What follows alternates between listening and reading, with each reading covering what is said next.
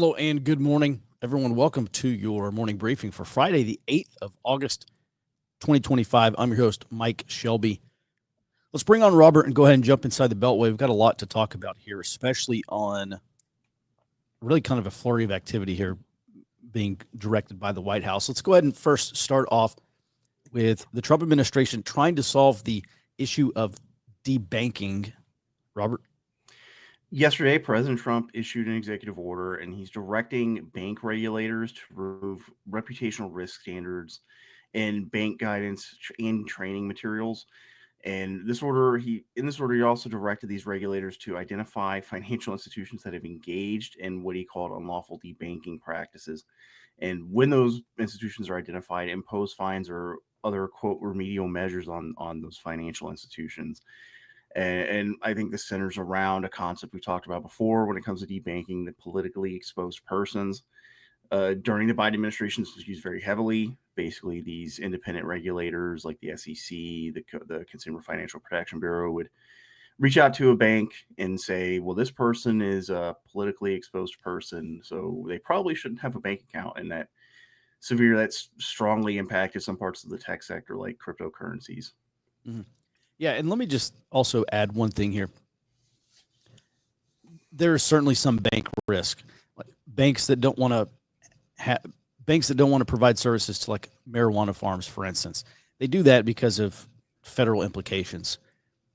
But then there's the political aspect or politically charged aspect of this.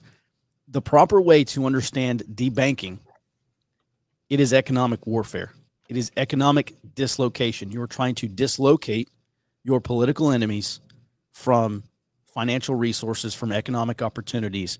And that is the proper way to understand debanking. It is absolutely a form of economic warfare. And we'll see. I suppose under another administration, say from the other party, because this ban on debanking was imposed by executive order, if they could just repeal this executive order and then simply allow the banks to target politically exposed persons again? Correct. Okay. All right. Let's also talk about the fallout here from Big Balls, this attack on this Doge staffer in D.C. President Trump came out and said, all right, well, we may just have to take over policing of D.C., and apparently federal law enforcement is going to start patrolling D.C. now. Correct. This was from Caroline Leavitt yesterday at a press conference, said that they have surged federal police presence in Washington, D.C. And this was only a couple of days after President Trump threatened to a federal takeover of Washington, D.C. But I think, as we pointed out before, the Trump's powers are basically limited here to surging police or calling in the Washington, D.C. National Guard. To actually take over the D.C. government would require Congress to repeal the Home Powers Act or Home Representation Act, I believe it's called. Yeah, it's wild. Robert, did you see that post yesterday? I don't even know who made it, but it was showing the per capita violent crime rates in places like Mexico City and Caracas, and all these places that are extremely dangerous, and they're actually safer. Mexico City per capita, I believe, according to this info sheet, Mexico City is safer than D.C. Yes, I did see that. Washington, D.C. is unfortunately probably the most dangerous national capital in the world, or if not in the top 10. Mm-hmm. Yeah, wild. All right. And then let's go ahead and move on here and talk about these break-ins in these National Guard armories. So number one, I didn't hear anything about this. I think we're fairly plugged in. I don't know how public it was. And of course, we can't see everything here. However, this is somewhat shocking because National Guard armories are where ammunition is stored and munitions and stuff, correct? Correct. Well, it did on top. What was stolen? So this was a previously undisclosed series of break-ins in Tennessee, at Tennessee National Guard armories late last year, and this just became publicly known, I think, yesterday. And from Wired magazine, they got a hold of a confidential memo about this investigation, and they apparently have a highly placed source in the investigation. And according to them, the FBI is leading this probe into a break-in at 4 Tennessee National Guard armories that happened over the course of 7 weeks at the end of 2024. And this confidential memo, it says that there were night vision devices and thermal devices, some laser devices, and other equipment stolen.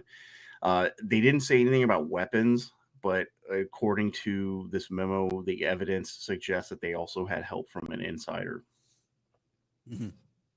That's interesting. And it's also shocking because you just go straight to insurgency doctrine or guerrilla warfare type doctrine. And typically you're looking at these kinds of raids and ambushes to take weapons. There's a number of other things you're looking at, but break-ins to military facilities to steal equipment. This is how an insurgent force or a guerrilla force typically arms itself, because they don't have the money. They don't have the funding that like a nation state military does to go out and buy this stuff. So they simply steal it. They take it, whether violent or non-violently. I understand that this case is probably sparse on details, but since it happened, would you say the last few months of 2024? Correct. Okay. So that would coincide with the election. It's a little, I don't know, it's a little concerning, obviously. And then I would imagine if there were other, well, we'll leave it there for now since we actually don't know what's going on. Maybe it's some PFC that's planning on selling all this stuff. Who knows? So, all right. Thanks for that, Robert. And with that, let's go ahead and jump into the global sit rep. Jared, let's kick it off with Israel and Gaza. So yesterday, the Israelis confirmed that, yes, they are going to take control of Gaza and hand it over to civilian government. What are the details? Yes. Specifically, the civilian government has to not be Hamas or the Palestinian Authority, but per the Israeli prime minister, is going to be Arab forces that will govern it properly and not threaten Israel. And then just this morning, the Israeli National Security Cabinet confirmed that they're going to take control of Gaza City and displace people down into the southern part of that city. So I think that's frankly just a first step. There's been plenty of reactions to it. If the fallout from this decision actually comes back to bite America, I will report on it. Mm-hmm. All right, thanks. And I'll let you continue on with Taiwan. Sounds good. So Taiwan is buying 3 mobile acquisition queuing and effector anti-drone systems, or MACE. Now, these MACE systems are from Northrop Grumman, and they're to protect the presidential offices in Taipei.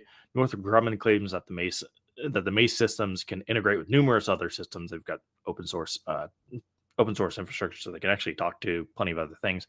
And it's capable of executing the entire counter-drone kill chain, so from detection all the way to execution, to include kinetic, non-kinetic, and directed energy effectors. Now, we get asked frequently, hey, what do we do against drones? How do we defeat drones? This is how you defeat drones. You wait for defense contractors to actually develop anti-drone technology and then wait for that to be proliferated. And I think it's important that Northrop Grumman here is focusing on non-kinetic and directed energy effectors, because if you pay attention to what's happening in Ukraine, there's a ton of fiber optic waste. That shows me that drones are actually, by and large, very susceptible to electronic warfare, meaning that they're easily protected against, as long as you don't have to, actually depend on fiber optic cable to attach the drone operator to the drone, which by and large, most people are not going to choose that route. Now, staying over in Asia, the Chinese Ministry of Foreign Affairs responded to Philippine President Marcos's statements yesterday about getting involved in Taiwan. They told Marcos, do not get involved in China's internal affairs, and that geographical proximity and large overseas populations are not excuses for interfering in others' internal affairs. Now, the main reason I'm covering this is that if you pay attention to what Marcos said, it was about evacuation operations, and eventually they'll have to be involved because you have to go get your people out. And how does that translate into, how does that escalate into, the Philippines actually being involved? Well, the Chinese are telling the Philippines to leave their people in an active war zone in the event that they move on Taiwan. That's how this escalates, is China would basically prevent a humanitarian effort, thereby escalating the Philippines' necessary response. Moving over to NATO. So police in the Netherlands confirmed yesterday that a railway fire that happened on the first day of the NATO summit over in The Hague back in June was intentionally set, but they do not believe it was actually set by a state-sponsored actor.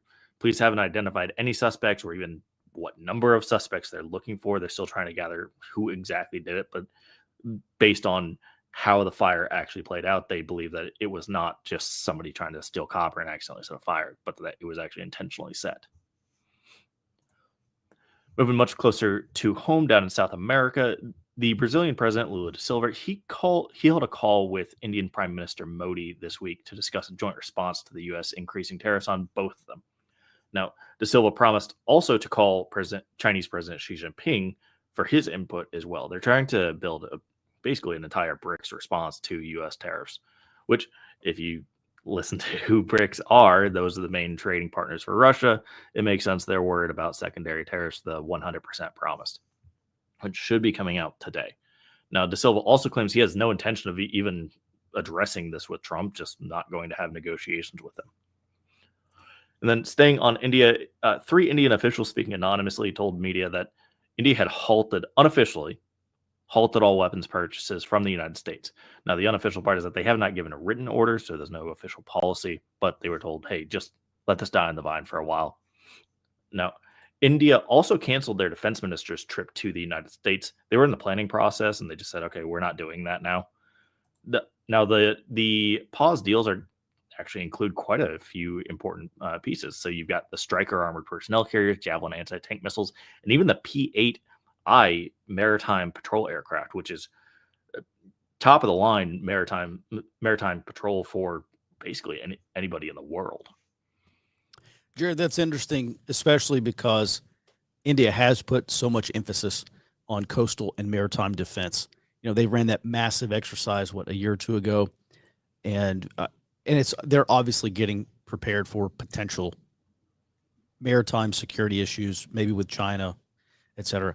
So this is in response to the tariffs. So is this, I imagine, correct? Yes. This is in response to the tariffs, and they are, I think, part of the reason that they did not give a written order and they're just giving effectively verbal orders is that that's an easy walk back. You can go, okay, hey, start the negotiation back up, get back to purchasing, just in case, Trump goes, okay, well, hey, we're backing these off. Mm-hmm. But they could always go more formal and just say no. They did already do that with the F-35. They're going to go with I believe it's the Eurofighter. India, yeah. Or maybe Rafale. It was not the F-35. Mm-hmm. Okay, all right. Well, thanks for that. I don't want to get too in the weeds on this, but just a quick question. If India, let's say this tariff war or tariff dispute does not get solved with India and neither side backs down, India pivots and they start buying defense equipment from the Russians, Europeans, who else? They would,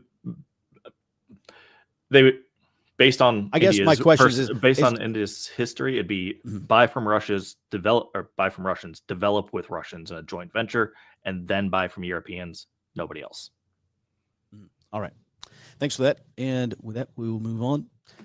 340 protests this weekend, which is about baseline. As a reminder, if you see a dot in your area, head over to forwardobserver.com.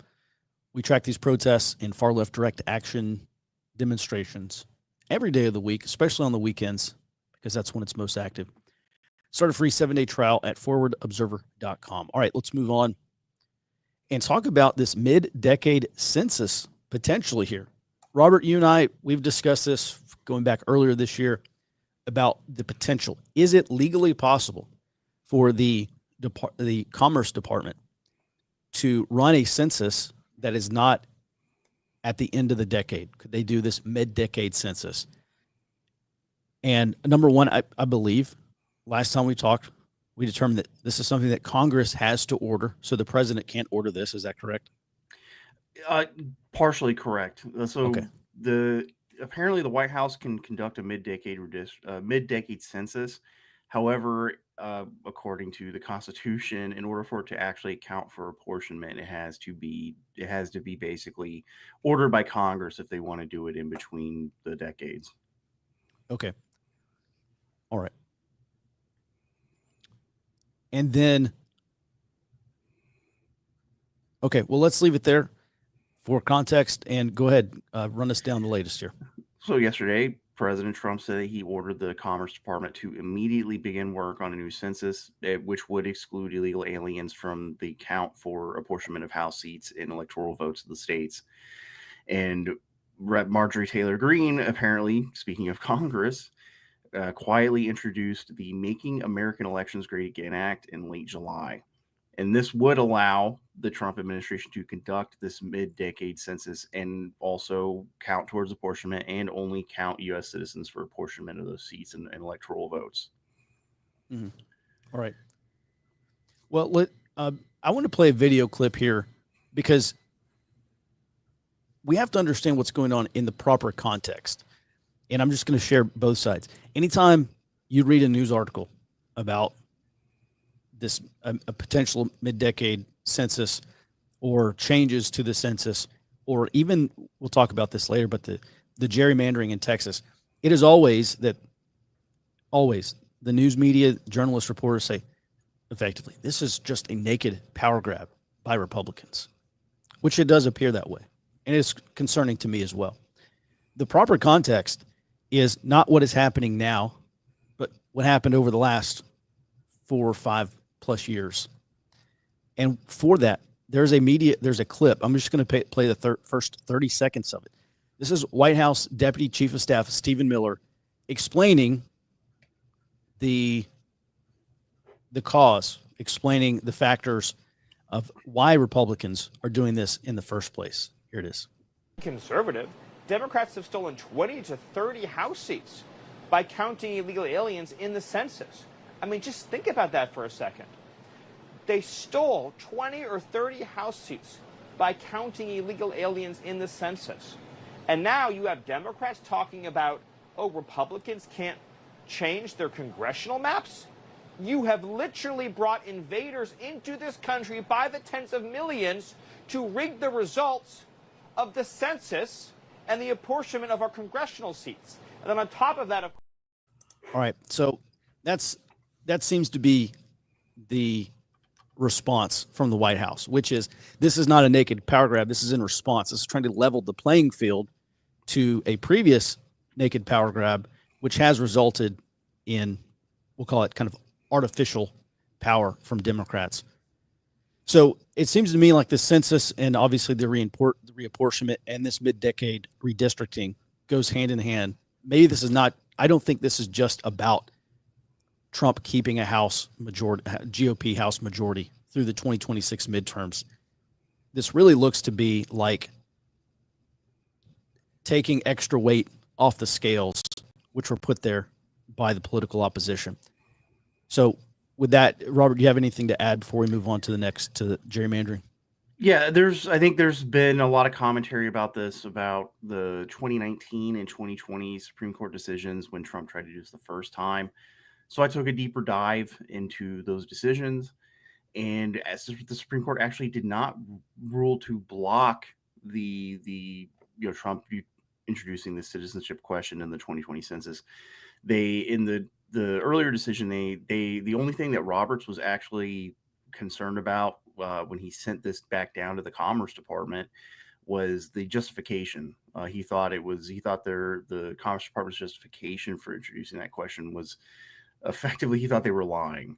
And in the 2020 decision, they didn't block it either. The Trump administration determined that there wasn't really enough time to get it done before in the 2020 decision. They wanted to then use the count and provide two different counts to Congress, one that included illegal aliens and one that excluded illegal aliens. But the Trump administration said we didn't have enough time and just dropped the whole thing. So what I think this means is that the Trump administration trying to get it done now, 5 years ahead of 2030, means that they expect there's going to be another legal fight, and they want enough time to make it through all the way through the courts. Because I think last time it took about 2 years to get to the Supreme Court. Mm-hmm. And they also potentially have a legal roadmap to successfully do it, because they have those two prior Supreme Court rulings on this exact issue. So now I think they're more likely to be able to navigate this and actually, if not get it done this year for a mid-decade count, if that Marjorie Taylor Greene bill passes, have it basically legally sound by the 2030 census. Okay. And your expectation is if the Commerce Department dots all their I's and crosses all their T's, and they do this and it's not in a rushed fashion, you believe the Supreme Court is going to allow Commerce to include the citizenship question on the census, correct? Yes, and that's based off of the 2019 decision. So looking through it, actually the four conservative justices at the time, other than Roberts, the Alito, Thomas, Gorsuch, and Kavanaugh, all sided with the Trump administration. And Roberts also sided with the Trump administration, all except for that one question. So I think that if they are able to follow that roadmap, I think they have a very good chance of making it to the Supreme Court. Mm-hmm. All right. Well, then we have to start thinking about the reaction, the equal or greater power that will react to this. Listen, this is another reason why 2028 could be just off the charts bonkers. You know, I've been talking about this big strategy that was laid out by Invisible starting last month, kind of a strategy update, which is about attacking the pillars or eroding the pillars of support for the Trump administration. And there's 6 pillars. You know, it's like civil service, military and police, education, faith. There's a handful of others. And we're not talking about armed conflict here, but it is and it will be an irregular conflict. And I just want to remind everyone that is really what we specialize here.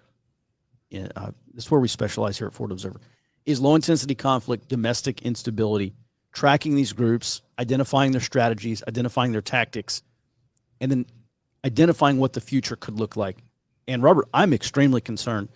I'm not so much concerned about 2026. Obviously, we're continue to see protests. We will continue to see direct action demonstrations from your standard progressive outfits and also these far left groups.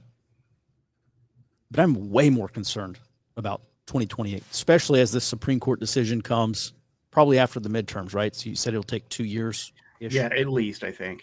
Yeah, at least. Okay. So 28 to 30, to use a technical term, could be nuts. All right, thanks for that, Robert. And let's go ahead and move on to this. I believe we have gerrymandering update.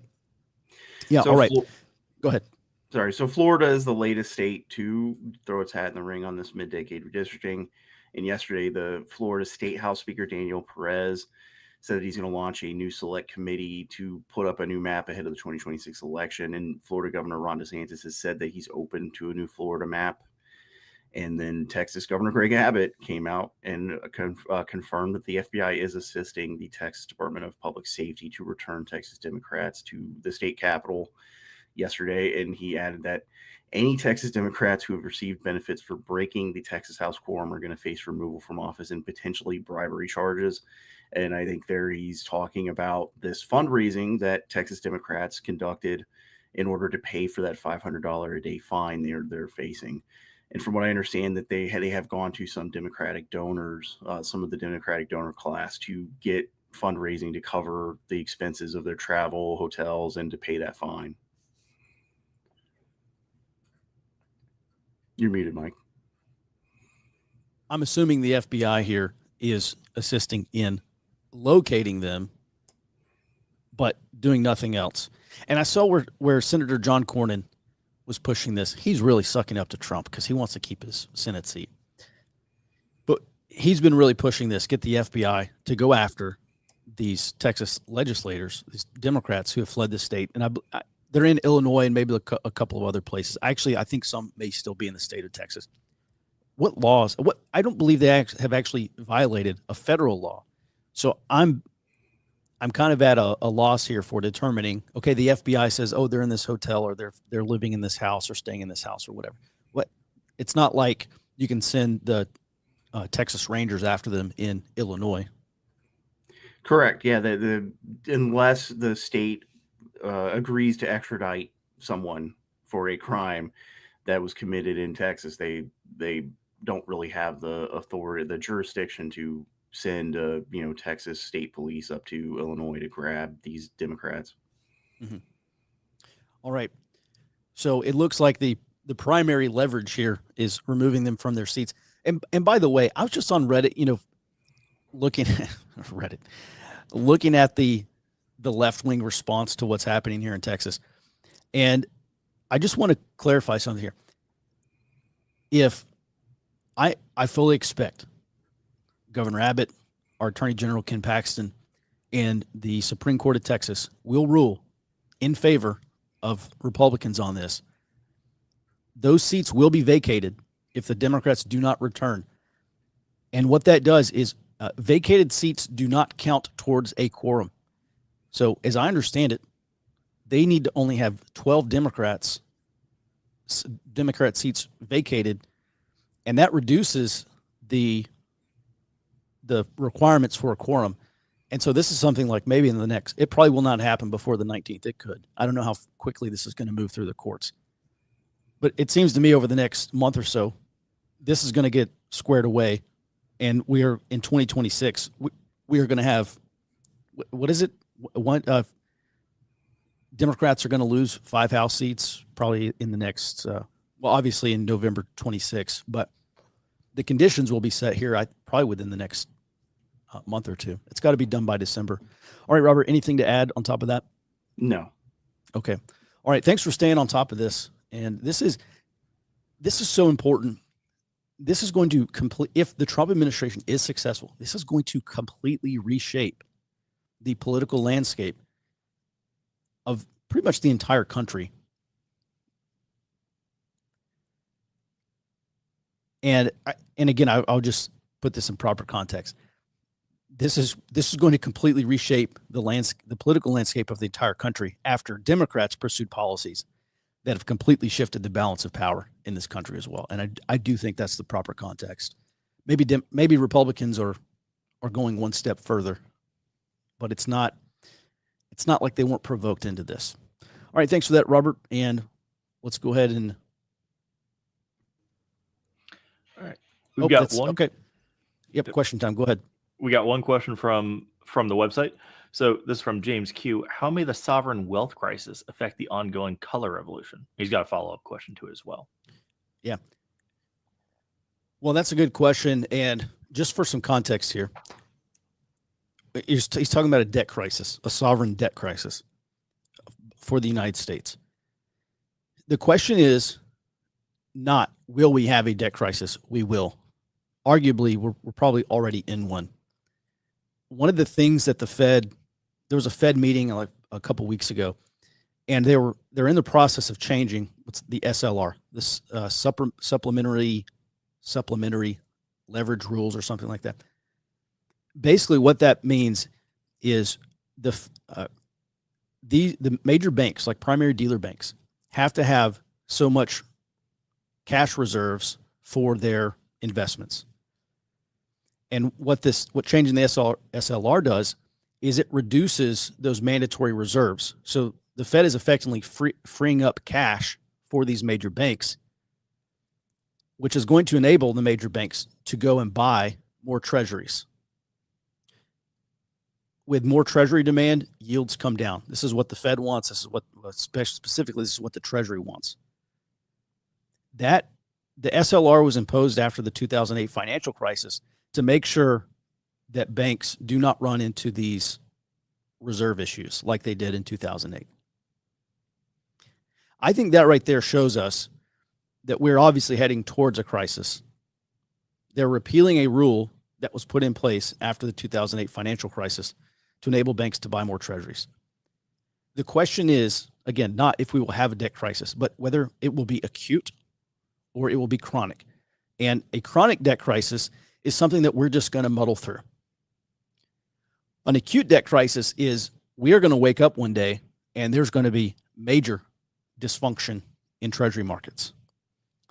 The way the Fed is going to deal with this is something called financial repression. A couple of weeks ago, I wrote a primer on financial repression, detailing what that looks like and then looking at some kind of Main Street impacts, how that's going to affect us.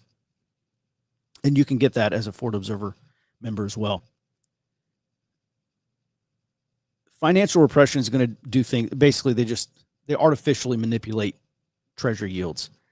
And so that is going to or it could prevent an acute debt crisis, but that will be our chronic debt crisis, because anytime the Fed does something like that, there are going to be a long string of impacts down to us. And so we're going to have to live through this. Maybe we won't have some major malfunction, an acute malfunction in treasury markets, but we will be feeling the impact. We're just going to have to muddle through it, kind of like Japan has. As a matter of fact, yield curve control is exactly what Japan has done. That's what has allowed them to avoid an acute debt crisis, and we're probably going to see the exact same thing here.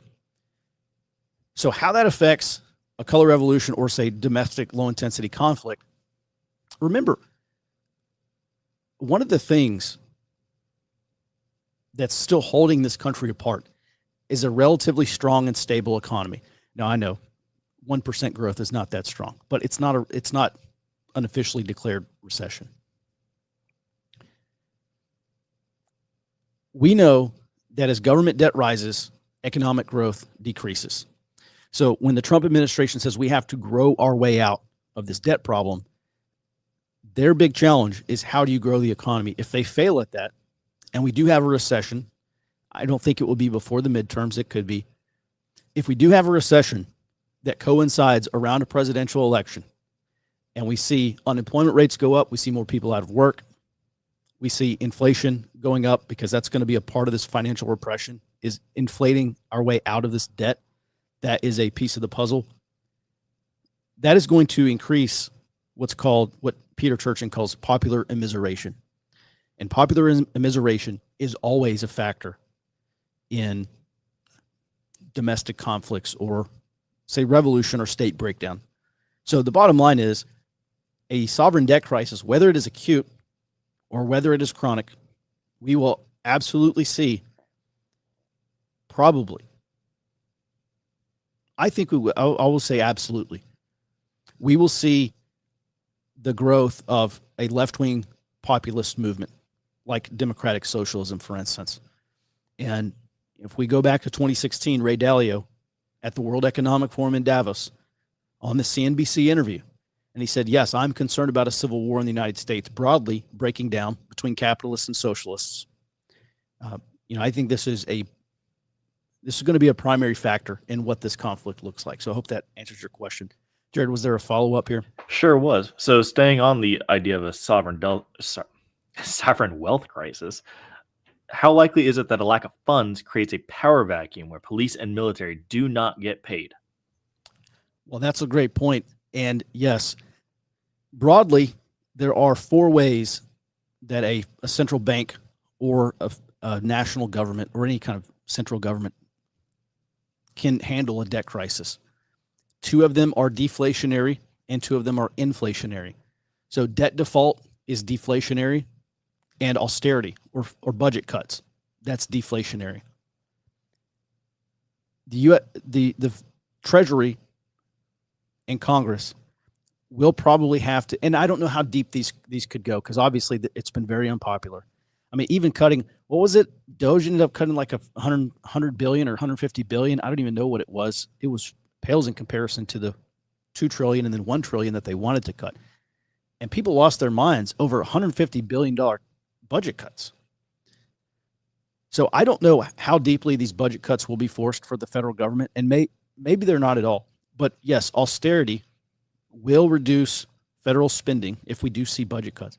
It will reduce federal spending, and there's a possibility that we will also see cuts to military budgets.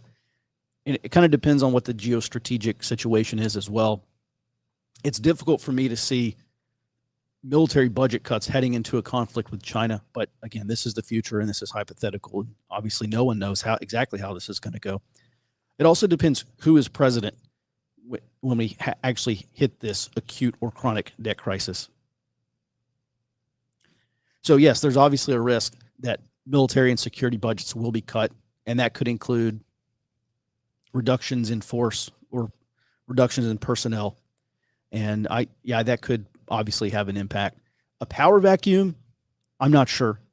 A debt crisis would have to be really bad for us to have an actual power vacuum, like the collapse of the Roman Empire, where the Goths and the Visigoths are just coming in and rampaging.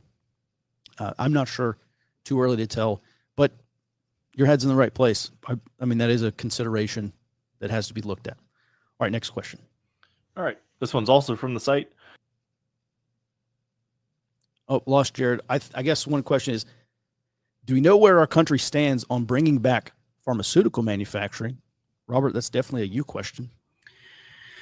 As far as I've seen, a lot of these over the last few months, a lot of these drug companies have been sort of quietly reshoring those supply chains with the expectation of these huge tariffs. Because I think we covered it this week. Trump said that they're going to after the 18 months or after the first 18 months of tariffs on drugs, he's talking about ramping it up to 250%. Mm-hmm.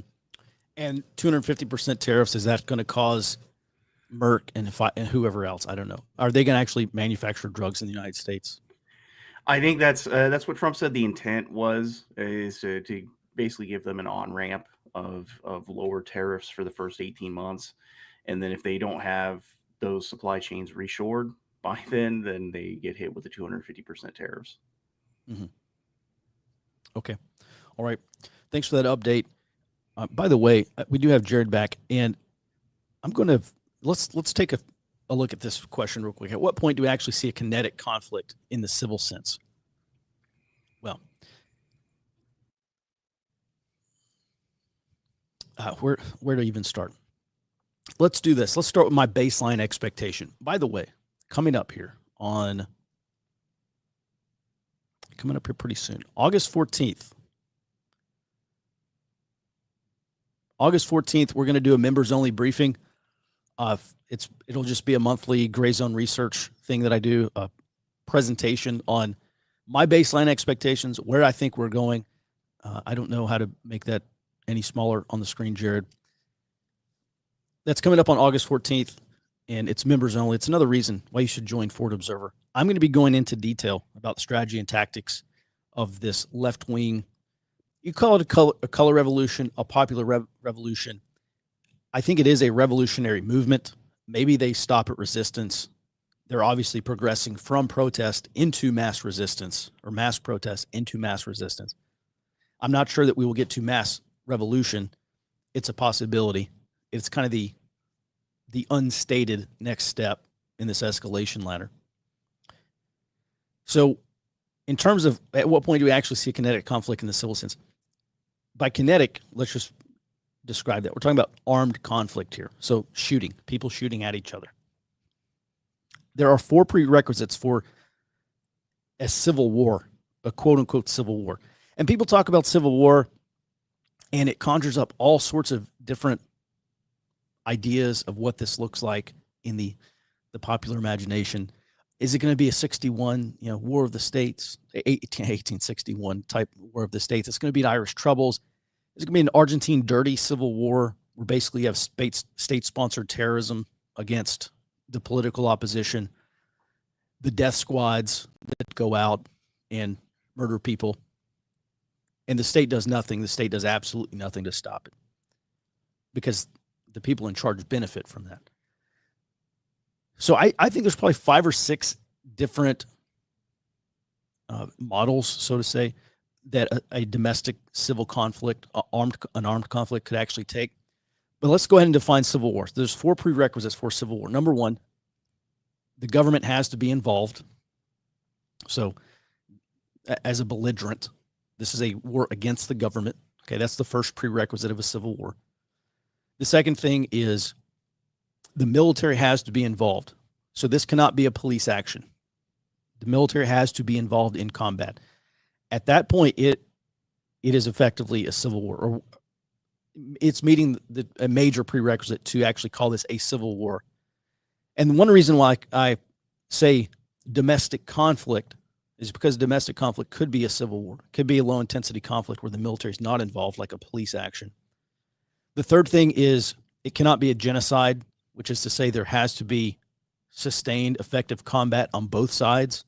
So a military shooting at an opposing force, the opposing force shooting back, there has to be actual engagements there for this to be a quote-unquote civil war.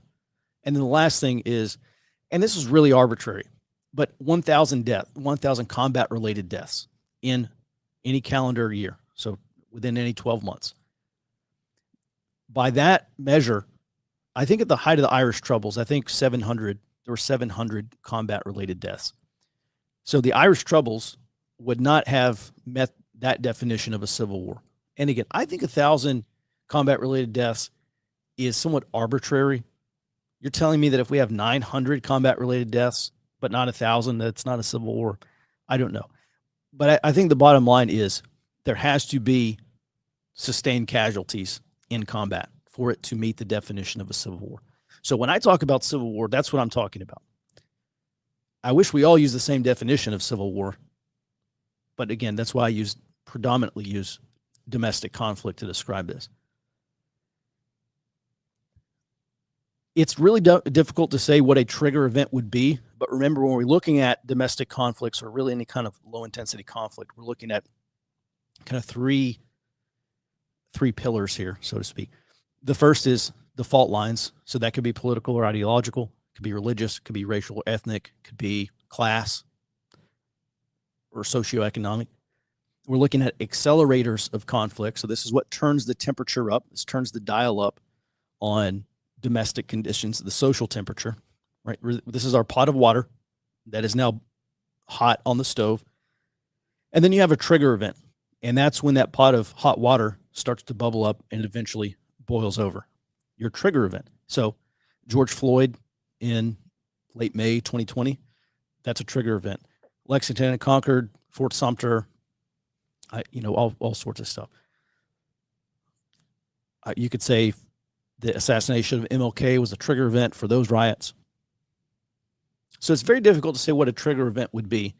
But I'll tell you, this mid-decade redistricting that's going on in Texas and probably some other states, a 2030 census, or maybe it happens before 2030, that excludes illegal aliens, I think those are massive accelerators of domestic conflict.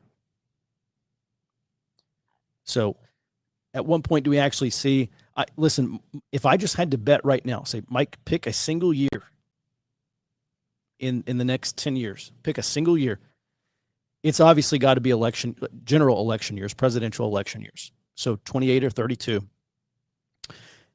If I had to bet, I would probably start with 29, an actual armed conflict, like a domestic armed conflict. I'd probably start with 2029.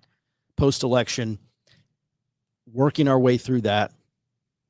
And again, this is all hypothetical. It's speculation. Obviously, it's informed speculation. Probably followed by 2032, but maybe 2028, somewhere in there. But I think 2028 is going to be bonkers, just seeing what the Trump administration is doing, looking at this massive shift in the political landscape. And if Stephen Miller is right, the Democrats did pick up 20 to 30 seats by counting illegal aliens in the census, and then they lose 20 or 30 seats after reapportionment, I don't think there will be a response, and it will probably be some form of mass resistance or color revolution or whatever you want to call it. But that's my expectations in a very long-winded way. Thanks for your question. Jared, anything else? Yes. We have one from, again, behind the paywall. Ben asks, if a sovereign debt crisis gets acute here, how would you describe the impact to other dollar-dependent countries? If a sovereign debt crisis does get acute here, how would you describe the impact to other dollar-dependent countries? Well, typically you're looking at a devaluation of the dollar in an acute debt crisis because you have to print money. An acute debt crisis means no one is buying treasuries, or there's more treasury supply than demand. And that drives up yields and it drives bond prices down. And that's a big problem for the treasury. People talk about a failed bond auction. I don't think we're going to have a failed bond auction because the Fed will just come in and buy. So if you want to say that's the point of failure, okay, you have a case. But I don't think there's going to be any period of time where where the Treasury tries to auction off bonds and just simply no one buys them. Like the Fed's going to come in and buy them.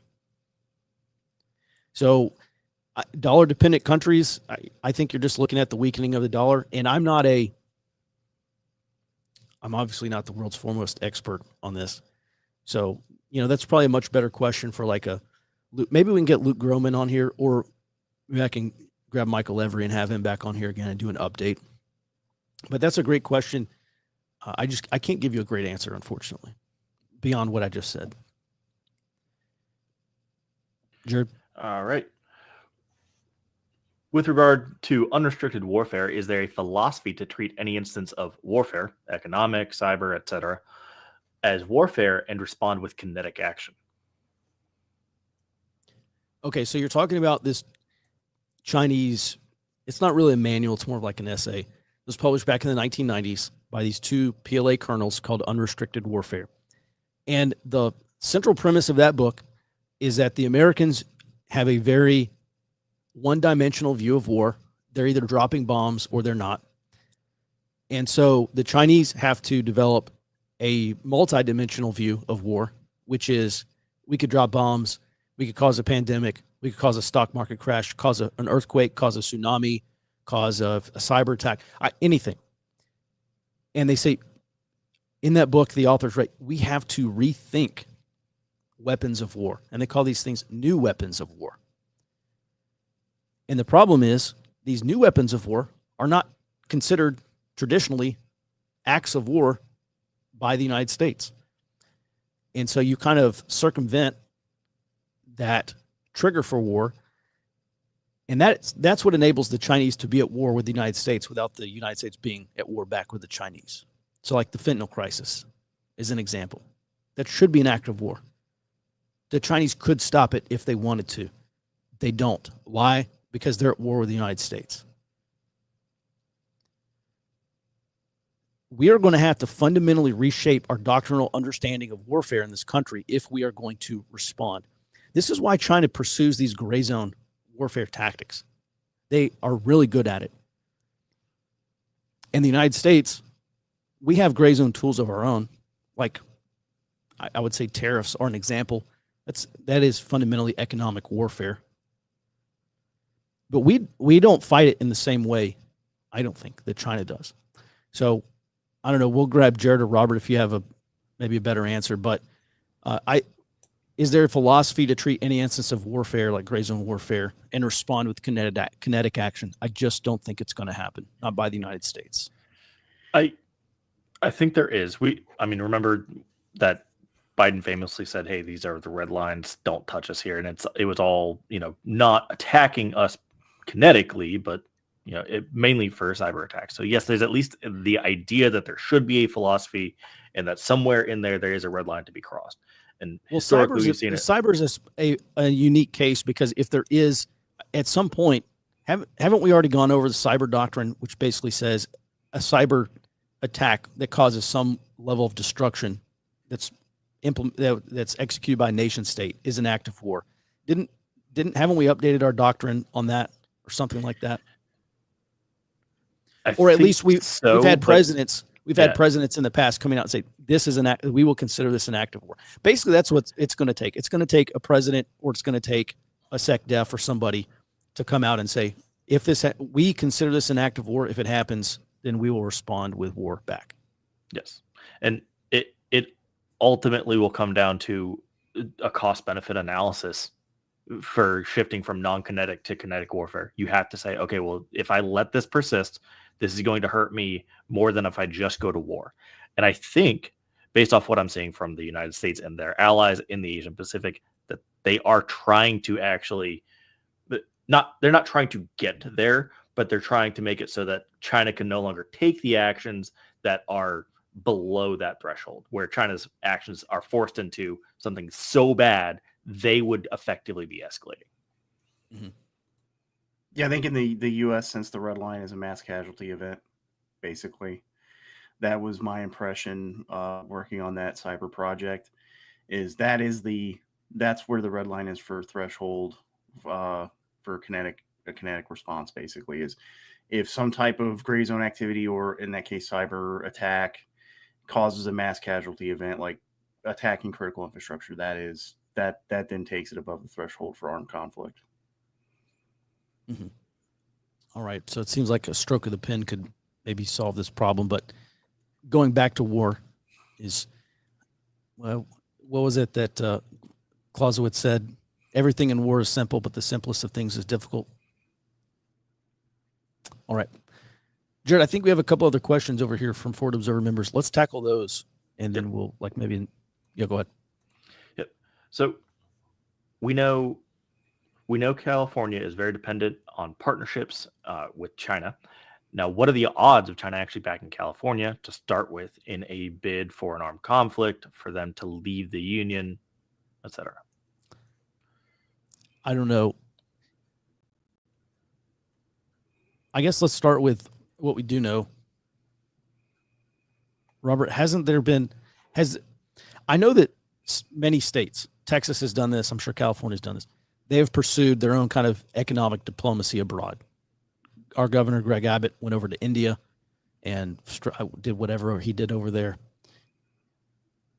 California Governor Gavin Newsom has done something similar. Didn't Xi Jinping visit California like a couple years ago? Yeah, famously, because Newsom cleaned up San Francisco completely ahead of the visit.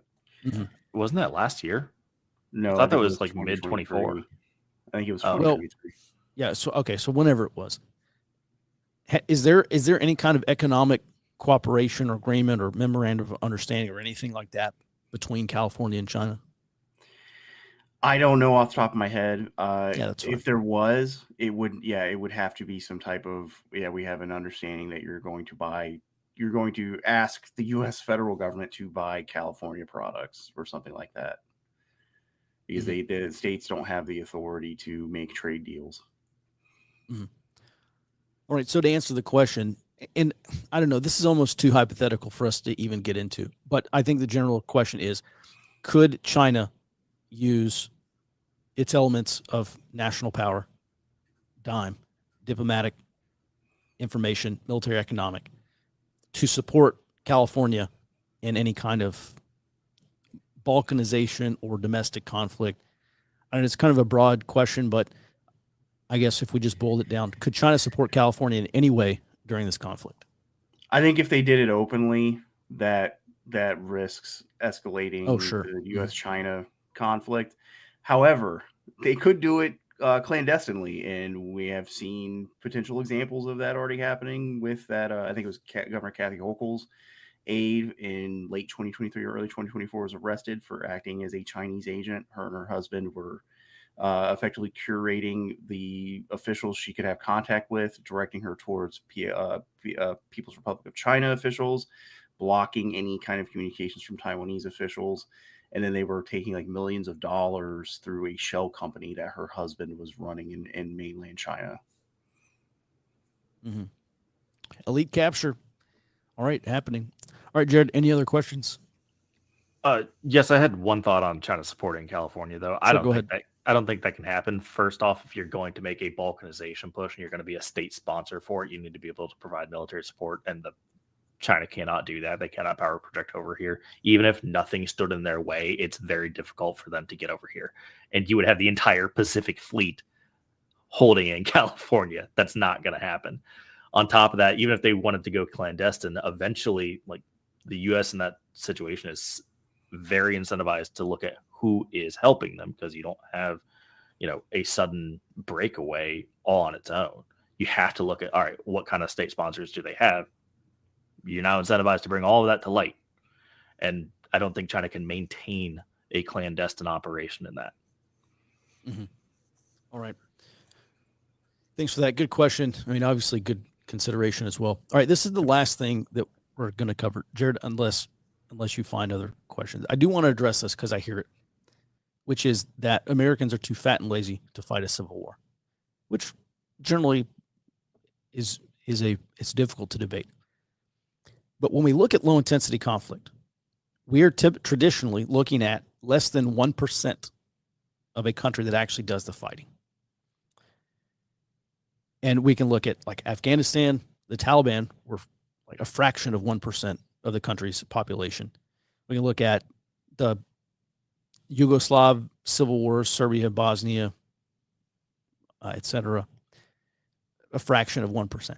There's so many cases of domestic conflicts and low-intensity conflicts where you have less than 1% of a country actually doing the fighting. And then you have maybe up to 10% on either side. So roughly, we're really looking at about 20% of the, and this is a rule of thumb. This obviously does not apply. It could be much higher. It could be much lower. But basically, you're going to have about 20% of a country involved in either passive support, active support, or actual engagement. And so the next question is, if America is too fat and lazy to fight a civil war, I agree with you. Are 1% of Americans, any 1% of Americans, too fat and lazy to fight a civil war? The answer is obviously no. A lot of this stuff is going to be highly localized and regional. In, for instance, like red states with blue cities and quote unquote blue states with red areas.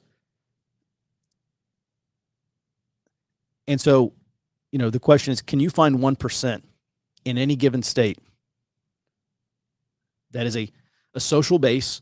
So these are a radicalized social base, radicalized for one side or the other, an armed radicalized social base.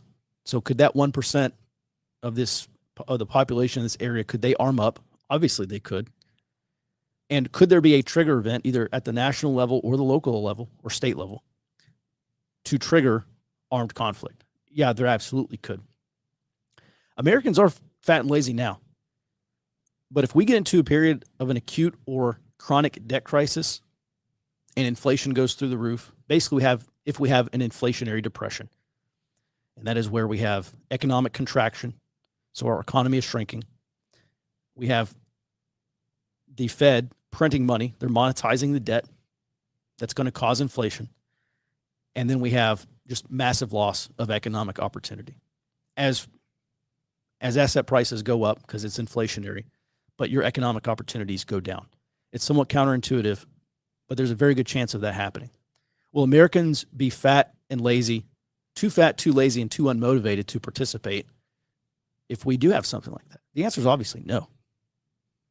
Popular immiseration, that is a thing we're looking at. And we know that popular immiseration, if you go back and you read literally any of Peter Turchin's books, he talks about this, about popular immiseration being a primary factor in domestic violence, civil war, state breakdown, whatever.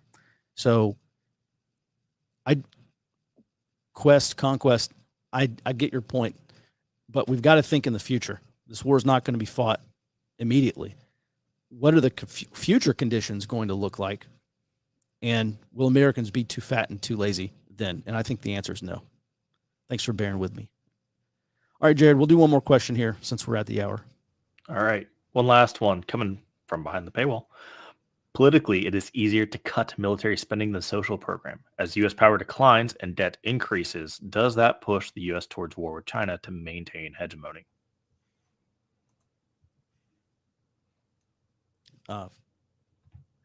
Okay. Let's get into. Let me just say this about a war with China. All right. Anybody can make predictions. I mean, there's that one guy that said, I predict and this guy has a huge YouTube channel. He's book smart, but he does not understand how the world works. And that's why all his major predictions fail. But he said, I predict that China's going to invade Taiwan around the time of the 2024 election. And I offered to make a bet with him. Obviously, he didn't take it because obviously China was not going to do that. This is why it's so important to start with baseline, historical baseline. How often does the United States and China go to war? Or how often does China invade Taiwan? How often does China invade a neighbor? How often do major powers go to war? You don't end your analysis there, but that is a starting point. Historically, how often does this happen to begin with? If something happens every 50 years, historically, and you're at the 50-year mark, then chances are pretty good it's going to happen soon. Sooner rather than later, it's going to happen, or sooner or later, it's going to happen. If it happens on average every 50 years. So that's one way just to develop baseline expectations. One of the things that informs my baseline expectation is this really great book called Economic Interdependence and War. And it's by John Copeland. And the central conclusion of that book is when great powers develop negative future trade expectations, they're more likely to go to war. Great powers that say trade is breaking down, trade is going to get worse, we are dependent on this other country for our trade. Now we are incentivized to take extreme action like war or some form of conflict. We're now incentivized to do that to maintain our strategic benefit. That's exactly what Japan did as we were trying to choke them from oil, or going to choke them from oil. They said, well, look, we're not going to wait around for the United States to do this to us. We're going to go take the fight to them. And he gives probably 20 or 30 examples, maybe 50 examples throughout that book. Something like 90% of the time, when major powers are economically interdependent on each other and they develop negative future trade expectations, so they think the future trade is going to get worse, 90% of the time they go to war with each other, or one side or the other does. Those are not good odds for the United States and China. Because of that, I don't see a lot of military spending cuts on the horizon, not anytime soon. I don't think any president, I don't think any Congress, unless they're just absolutely forced to during an acute debt crisis, and even then, maybe they'll just print money. We are going to continue to fund the military. Jared or Robert, do you disagree or have anything to add? I think at a base level, yes, probably does push us towards war with China, especially when you talk about rising powers challenging existing powers. However, you have to actually look at what China is facing here in the next 10, 15 years. I maintain they may not be able to conduct a war out past 2030. Just due to their population crisis, I think they're going to be hard pressed to maintain even their economy. And especially when you look at how everybody's starting to treat them economically. It's not just the US pushing back against China. Europe's pushing back against China. Their third tier market, Southeast Asia, has open territorial disputes with them, and a lot of them are preparing for war with China.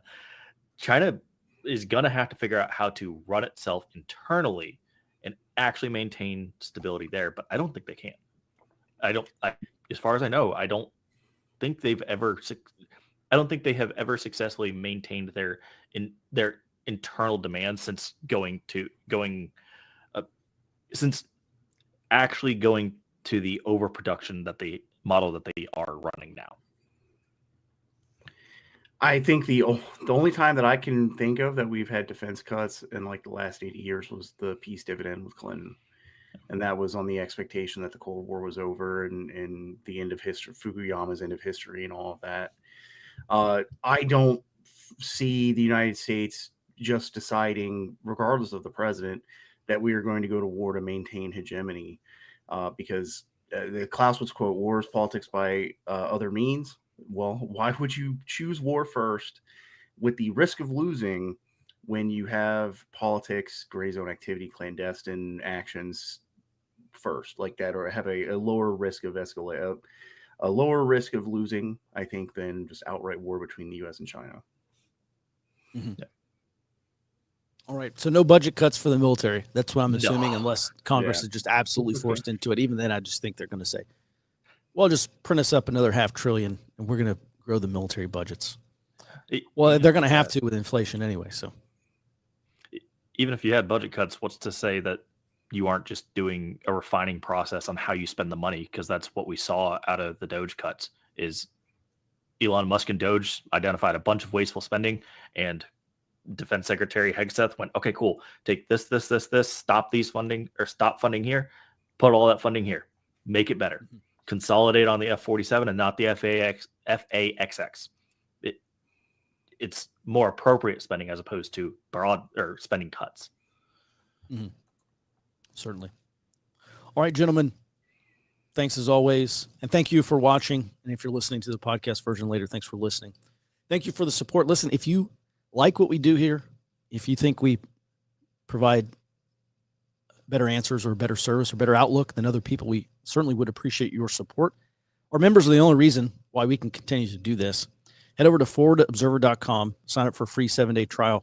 Check us out. You get our morning report. You'll get access to the monthly Gray Zone research reports that I publish, focusing on progressive, radical, and revolutionary left.